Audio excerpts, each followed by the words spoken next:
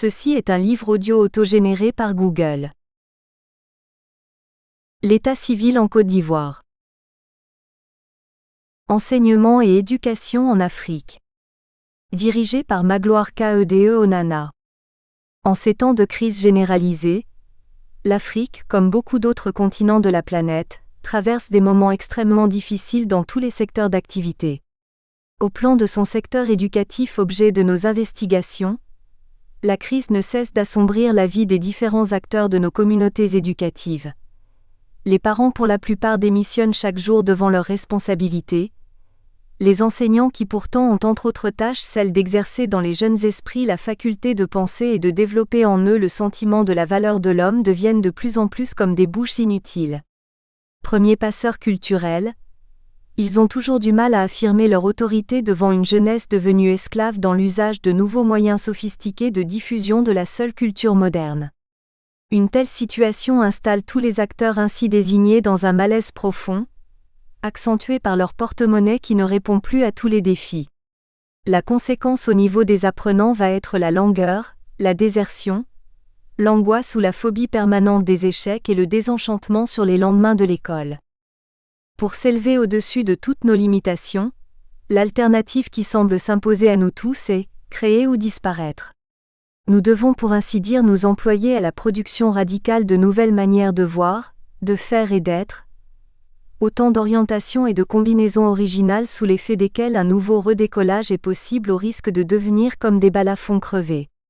Une telle entreprise nécessairement collective doit donc s'ouvrir et nous ouvrir aux autres, parce qu'elle contribuera à mesurer désormais l'avenir de nos États, à leur capacité de stimuler l'intelligence de leurs concitoyens. C'est suite à ce constat et surtout sous l'impulsion des éditions L'Harmattan, que l'idée de créer la collection « Enseignement et éducation en Afrique » s'est imposée. Déjà paru. François-Xavier Mayegle, Mutation des politiques de gestion et création de valeur. Une étude menée au Cameroun, 2010. Roger Kaff Ofoku dire, Misère de l'éducation en Afrique. Le cas du Cameroun aujourd'hui, 2009. Richard Okene, Défis et perspectives de l'orientation conseil au Cameroun, 2009. Benoît Alima, La réforme éducative au Cameroun. Regard sur les activités post- et périscolaires, 2008. Magloire Kede Onana, Le droit à l'éducation en Afrique. Enjeux et perspectives à l'ère de la mondialisation, 2007. À celle dont le soutien ne m'a jamais fait défaut, ma tendre épouse. À ceux qui m'ont donné la vie. Mon père et ma mère. Remerciements. J'exprime ma gratitude à celles et ceux qui ont contribué à la réalisation de ma thèse de doctorat, d'où est tiré ce livre. Mes remerciements vont d'abord à Claudine Dardy qui l'a dirigé et qui a bien voulu préfacer l'ouvrage, à Béatrice Frenkel, Kwaku Nguessan François et Jean-Pierre Dozon, tous membres du jury de thèse. Je suis également reconnaissant à Kwasindri Séverin, Zadou Didier Armand, Blin Ny Déric et Konaté Siriki, sur lesquels je me suis appuyé pour la réalisation d'une partie de mes enquêtes. Lorsqu'il m'était impossible de me procurer certains documents et informations indispensables à mon travail parce que la distance me séparant de mon pays m'en empêchait, Angemian Kwame, Kambire Bebe, Kouman Kwadio, Kambire Tchoukite et Apo Kobenan les ont cherchés et me les ont envoyés depuis la Côte d'Ivoire. Qu'ils en soient tous grandement remerciés. Je n'oublie pas les chefs de service de l'état civil des mairies de Trècheville, d'Oumé, de Créteil, de Nanterre, de Bobigny, des 13e et 20e arrondissements de Paris, et tous ceux qui, en France comme en Côte d'Ivoire, ont consenti à m'accorder des entretiens ou à me fournir des renseignements utiles à ma thèse. Toute ma reconnaissance à mon frère Kwaku Nguessan Augustin, grâce au soutien duquel le projet d'effectuer un doctorat en France a été possible et dont la famille m'a accueilli, logé et nourri pendant près d'une année, à Bamba Karamoko avec qui j'ai partagé les peines de la vie étudiante à Paris.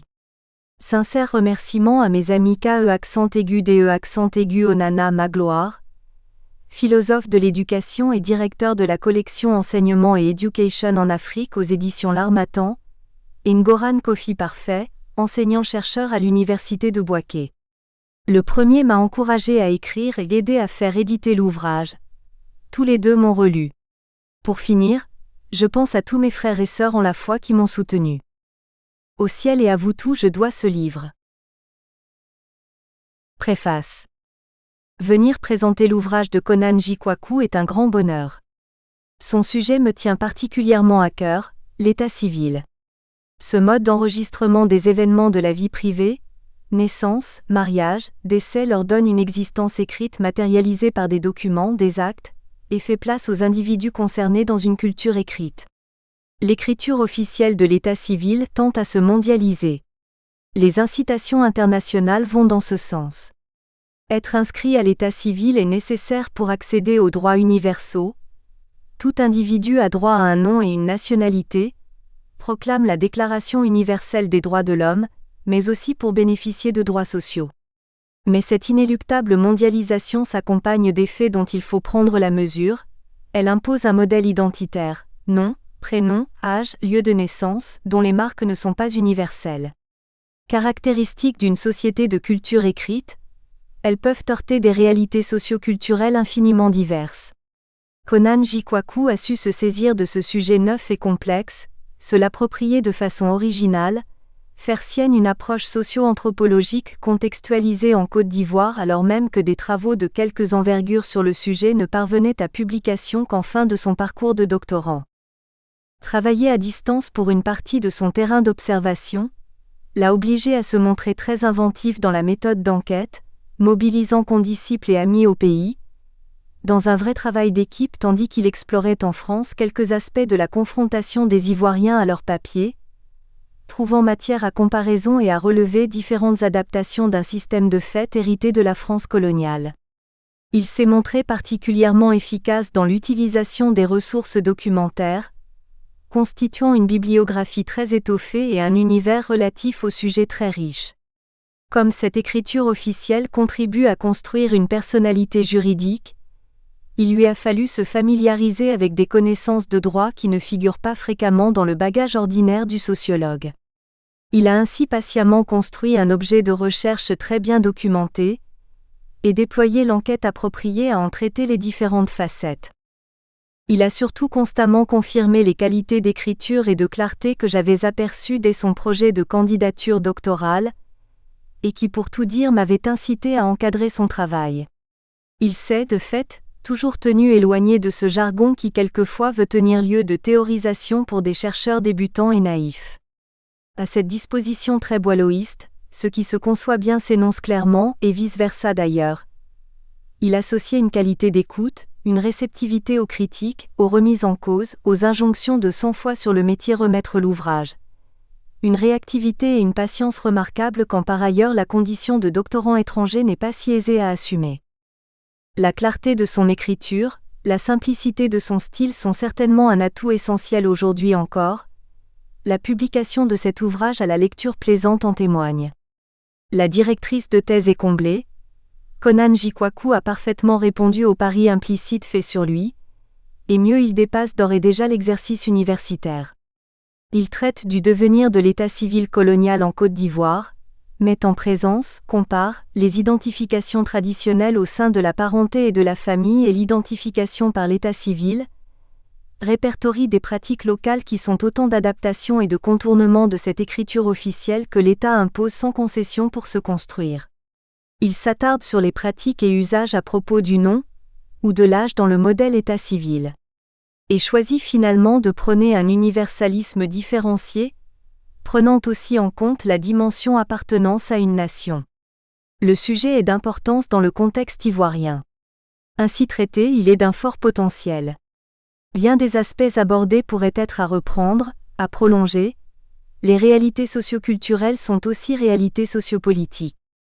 Outre les qualités déjà mentionnées, le jury universitaire s'était accordé à reconnaître la finesse des observations rapportées et des analyses à propos des pratiques administratives et des manières de les contourner.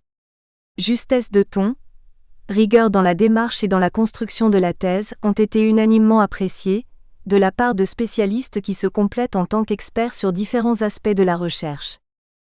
Chacun de ces premiers lecteurs universitaires avait aperçu le potentiel d'un tel travail, ses prolongements possibles sur les pratiques bureaucratiques dont l'état civil est un exemple, la mise en œuvre d'une rationalité administrative, ou sur les rapports entre personnes juridiques et personnes humaines, l'homme complet de l'anthropologie selon M. Mauss. Ce travail est un bon exemple de la possibilité d'exercer un regard croisé entre anthropologie de la parenté et anthropologie de l'écriture. Si la recherche, matière première de la thèse, débouche sur des pistes prometteuses pour la connaissance et pourrait d'ailleurs contribuer à éclairer divers aspects de la réalité sociopolitique ivoirienne, dont les dimensions identitaires, les enjeux autour de l'ivoirité sont certains, la publication de l'ouvrage qui en est tiré se fonde aussi sur l'intérêt que pourra trouver le lecteur même non spécialiste de sciences sociales à cette lecture agréable. Il y a là en effet, matière à confronter l'expérience ordinaire de chacun, communément partagée, celle du rapport au papier d'état civil, incitation à prolonger ses observations, à les enrichir. C'est aussi, me semble-t-il, une des vertus de cette approche socio-anthropologique encore vérifiée par cette publication. Donner à voir, et surtout à réfléchir, ce qui est sous les yeux de tout le monde, mais qui comme la lettre volée de Pau reste caché parce que trop évident. Claudine Dardy. Professeure à l'Université Paris 12. Février 2010. Introduction. Tant qu'on se trouve en communauté 1, l'identification de l'individu et la reconnaissance de son existence ne posent pas grand problème. Dans ce type de société caractérisée par sa taille réduite, et par des relations sociales fondées sur les rapports de groupe, sur la parenté et le voisinage, la connaissance est interpersonnelle et l'existence biologique constitue une base suffisante à l'identification de l'individu et à la reconnaissance de son existence sociale. Mais sitôt qu'on se trouve en société, tout change, il n'est plus possible d'identifier par les seuls moyens communautaires. L'étendue de la population, l'individualisme, de même que l'artificialité des relations, leur complexification et leur caractère impersonnel, rendent inefficace l'interconnaissance et complexe la tâche de l'État. Il faut alors faire appel à d'autres méthodes dont les inscriptions administratives qui, selon une remarque faite par Claudine Dardy, constituent l'une des spécificités de la société contemporaine. Observant la société actuelle, Dardy découvre en effet que celle-ci présente une caractéristique toute singulière. Le mode d'être dans les sociétés étatiques modernes passe par l'inscription généralisée. Être inscrit est obligatoire dès le plus jeune âge. 2.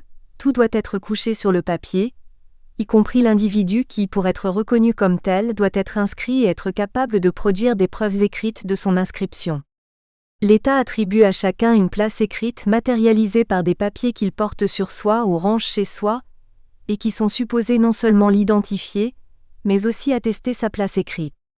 Dans cette société de papier, l'individu n'existe que par les papiers, des papiers qui parfois valent parce qu'on les possède, plus encore que par leur contenu. 3.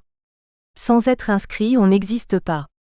L'État ne connaît et n'accepte en son sein que ceux qu'il inscrit, ceux à qui il attribue une place écrite. Toutes les étapes de la vie sont marquées par une trace écrite. Depuis son arrivée au monde, et même avant jusqu'à ce qu'il en sorte, l'individu fait de manière continue l'objet de multiples inscriptions. Inscription prénatale, inscription à la naissance, inscription au mariage, inscription à l'école, etc. Mais ce n'est pas tout. Poussant ses analyses, Dardy découvre que ces inscriptions et ces papiers apparemment banals n'ont rien d'anodin. En plus de nous attribuer une place, les papiers, en prétendant nous identifier, nous définissent. Ils ne font en principe qu'enregistrer nos identités, mais en réalité, ils nous pourvoient en identité. 4. Ce sont eux qui nous font. Et c'est tout le sens du titre donné à un de ses ouvrages, Identité de papier, qui, loin d'être un simple jeu de mots, ne traduit que trop bien une des réalités de la culture écrite moderne, la place des identités telles que mises par écrit sur le papier.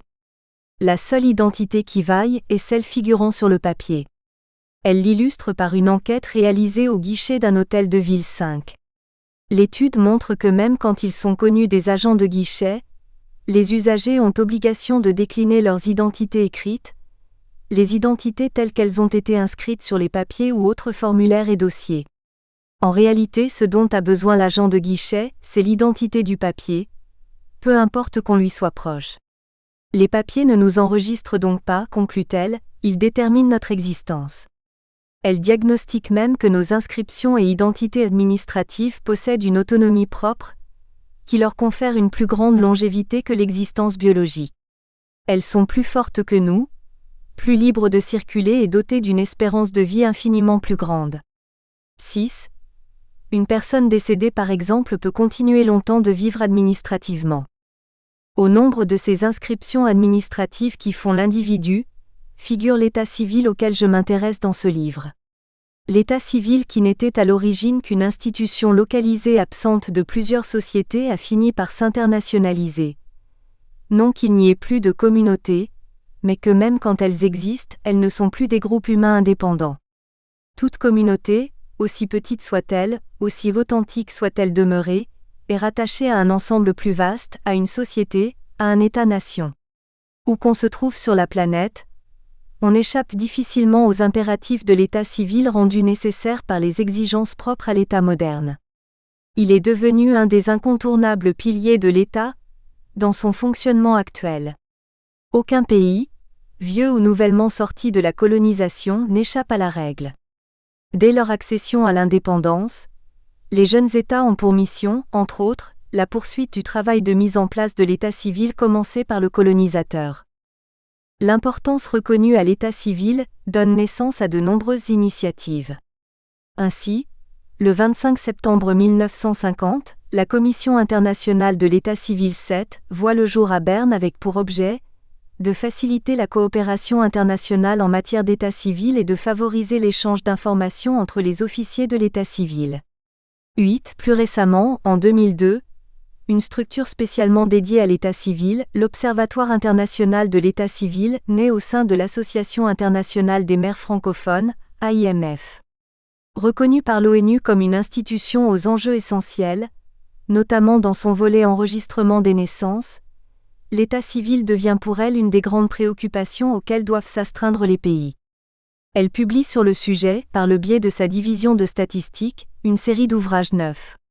Au cours de sa 26e session tenue en 1991, la Commission de statistique des Nations Unies adopte un programme international visant à accélérer l'amélioration des systèmes d'établissement des statistiques de l'état civil et d'enregistrement des faits d'état civil. 10.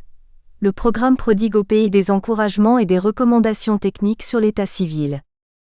Mais la place de choix occupée par l'état civil, due à son utilité avérée, et qui lui vaut sa généralisation au demeurant, ne laisse pas de susciter des interrogations, comme celle que Claudine Dardy soulève et invite à approfondir au moyen de recherches comparées 11.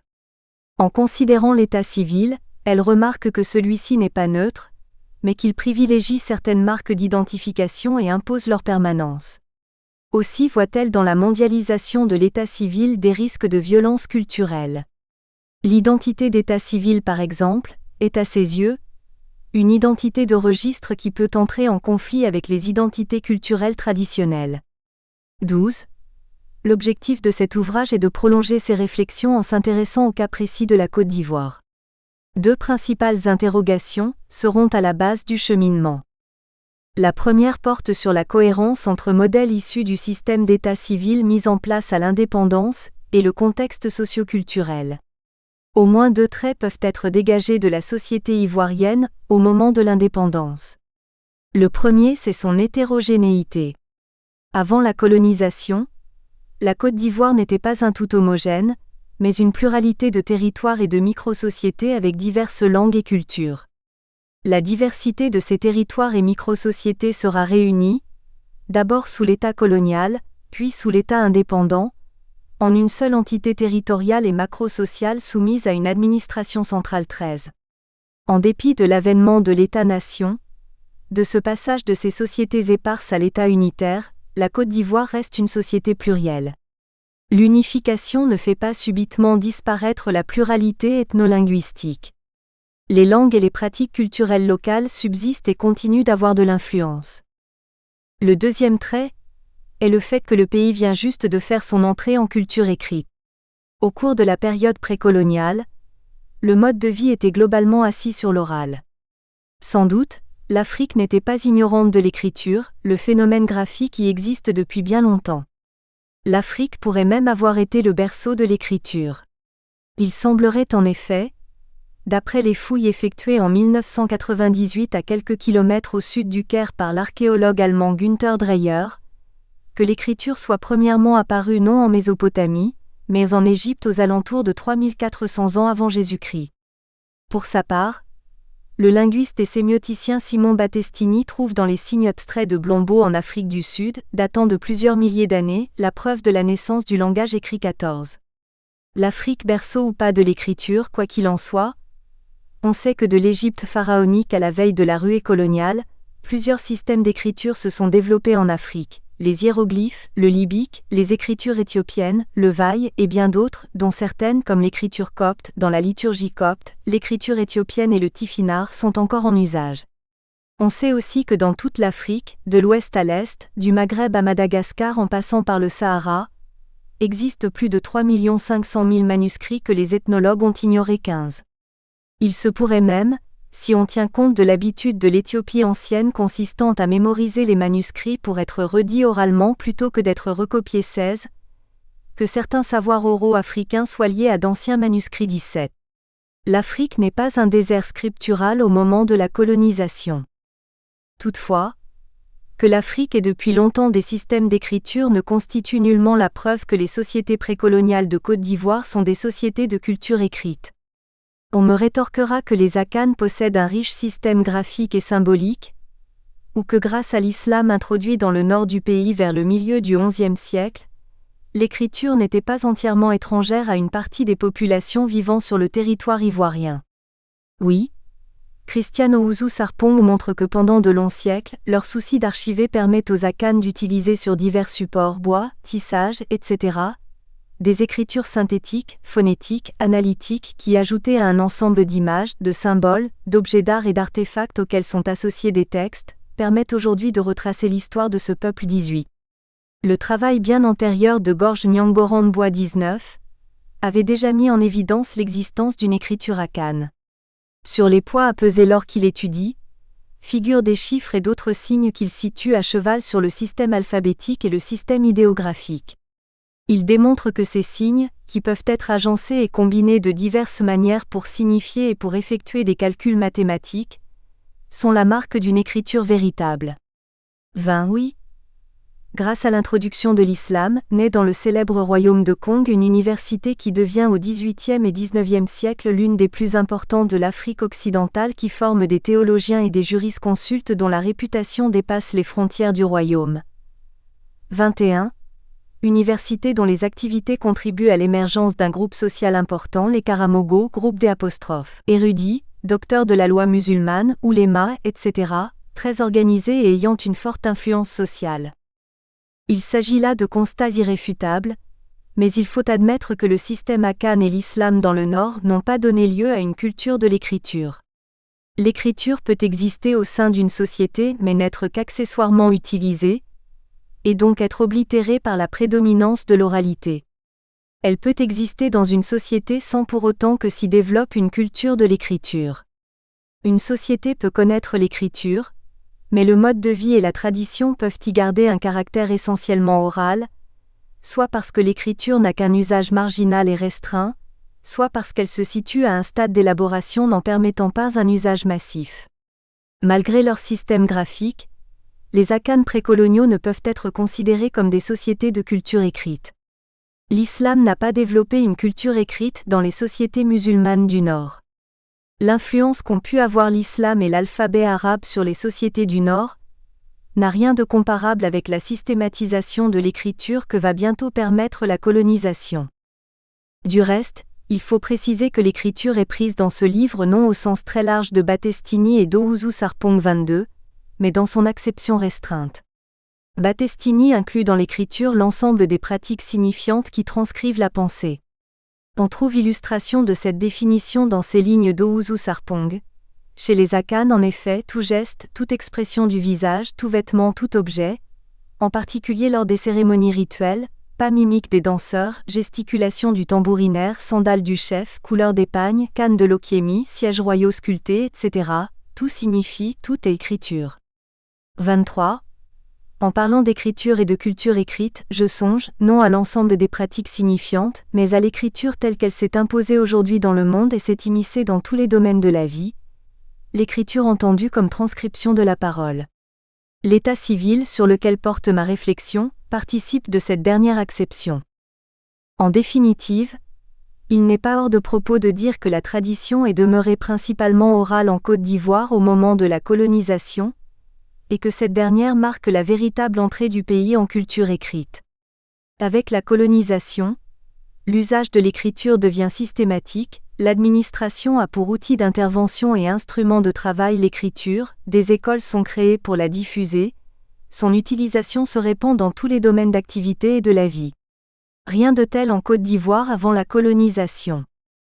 La culture écrite ainsi introduite, bien qu'elle entame le système de pensée et le mode de vie développé autour de l'oralité, ne les élimine pas. À l'indépendance, et même jusqu'à l'heure actuelle, nonobstant la généralisation de l'école et de l'alphabétisation, ils tiennent encore une place. Or l'état civil est une institution relevant du droit écrit, répondant à des principes et logiques qui sont ceux d'une société bien ancrée dans la culture écrite. Telle est la configuration de la société ivoirienne, à l'indépendance du pays. Aucun de ces deux traits caractéristiques du contexte ivoirien, pluralité ethnolinguistique et récente entrée du pays en culture écrite, n'est insignifiant. L'un et l'autre, ils constituent des facteurs susceptibles d'influer sur tout projet de changement, donc sur le système d'état civil que le pays en 1960 s'apprête à mettre en place. Quelle a été alors l'attitude de la Côte d'Ivoire, à ce moment-là ? Y a-t-il eu, au moment d'adopter en tant qu'État indépendant son propre système d'état civil, un effort de prise en compte de ce contexte de pluralité ethnolinguistique dominé par l'oralité ?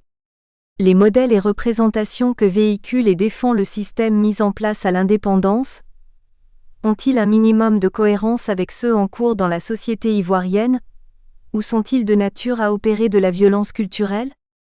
La deuxième interrogation à la base de mon cheminement porte sur les représentations et pratiques des acteurs. Eu égard aux deux traits précédemment dégagés, la Côte d'Ivoire se trouve dans un dualisme socio-culturel où l'État-nation et la culture officielle écrite se juxtaposent à la diversité des micro-sociétés et cultures locales. Il en résulte un incessant va-et-vient entre les deux pôles, et une coexistence parfois difficile du sentiment d'appartenance ethnique avec le sentiment d'appartenance nationale. L'individu appartient à une ethnie en même temps qu'à une nation, tantôt inspiré par celle-ci, tantôt par celle-là. Il n'est pas rare de voir des personnes, lorsqu'elles gagnent à se soustraire d'une contrainte relevant des valeurs de l'État-nation, se retrancher derrière la tradition en réclamant le droit à l'authenticité, et clamer haut, lorsqu'au contraire leur intérêt se trouve dans les valeurs de la modernité, la nécessité d'un pays moderne débarrassé de pesanteurs socioculturelles qui ne peuvent que tirer vers le bas la société ou la maintenir dans l'immobilisme. Ethnie et nation servent toutes deux de cadre de référence, elles déterminent toutes deux l'action.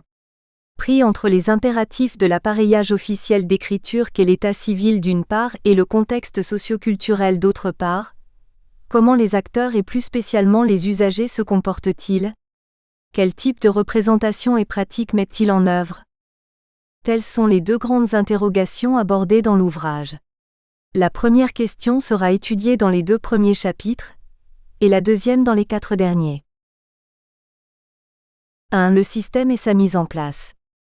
L'état civil n'existait pas en Côte d'Ivoire il y a un peu plus d'un siècle.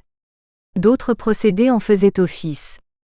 Les sociétés locales avaient leur manière de consigner ce qu'on appelle aujourd'hui les faits d'état civil. Elles avaient leur propre façon d'introduire le nouveau-né dans la société, leur mode d'attribution des noms, leurs règles de célébration et de dissolution du mariage, etc. 24. Sous sa forme actuelle, c'est avec la colonisation que l'état civil fait son apparition en Côte d'Ivoire. Il s'est d'abord lentement constitué en France pendant de longs siècles de péripéties depuis sa source d'inspiration romaine, jusqu'à son état actuel très organisé, en passant par l'époque où il n'était tenu que par l'Église. Jusqu'à la fin du Moyen Âge, diverses coutumes et usages ont eu cours avant que ne soient entreprises des tentatives d'unification qui ne connaîtront leur aboutissement qu'à l'aube du XIXe siècle avec le Code Napoléon, un ensemble de 36 lois distinctes réunies le 31 mars 1804 en un seul code. Le code ainsi inventé, cette imposante œuvre puisant à la fois dans la coutume, le droit romain, le droit canonique et la législation royale et qui crée l'état civil, s'étendra ensuite aux colonies où il est introduit pour régir d'abord les Français et autres Européens ou assimilés, puis plus tard, les autochtones. En Côte d'Ivoire, la mise en place de cet état civil se fait en 2 étapes.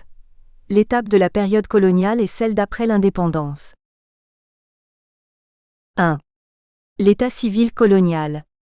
L'état civil de la Côte d'Ivoire coloniale se confond avec celui de toute l'Afrique occidentale française, AOF. 1.1. Les débuts. À l'échelle de l'AOF, les traces de l'état civil remontent à plus loin qu'en Côte d'Ivoire où elles sont relativement récentes. Son introduction et sa diffusion en Afrique occidentale française se font de manière graduelle. On peut distinguer 3 grands moments dans ce processus.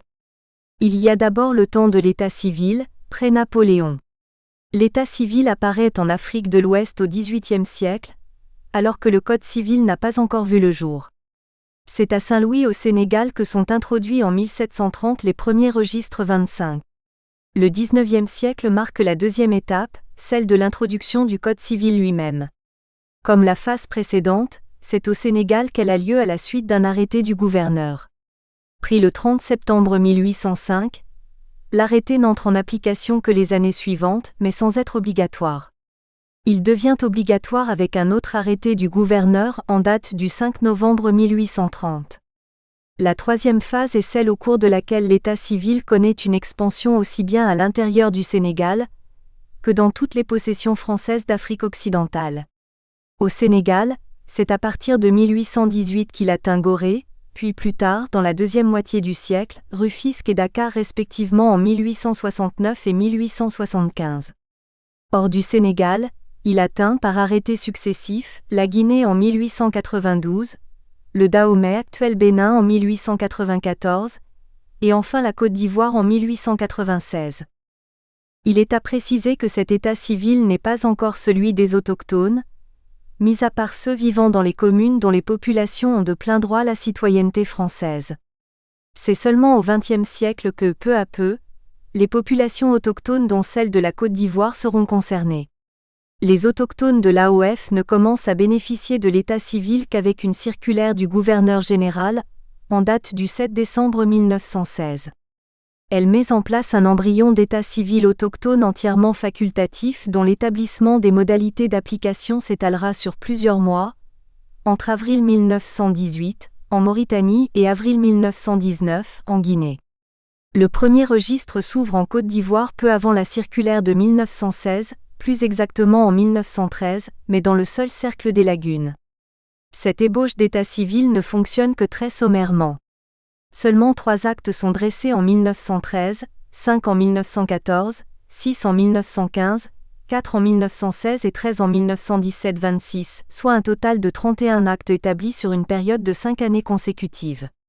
Le 9 mai 1933, l'arrêté général numéro 1243, S.J., qui sera modifié le 28 avril 1934, puis en 1939, définit quelques conditions d'enregistrement des personnes régies par les coutumes locales, interdiction du mariage des personnes impubères, consentement obligatoire des époux, et rend obligatoire les déclarations dans certains centres administratifs.